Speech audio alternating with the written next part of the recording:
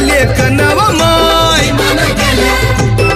मग कुणी नाही केलं भलं व माय अग दिल्लीचं दालन फुलं व माय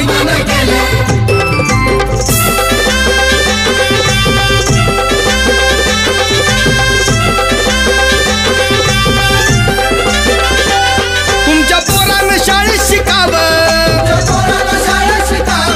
आशाला जारीला मुकावं असं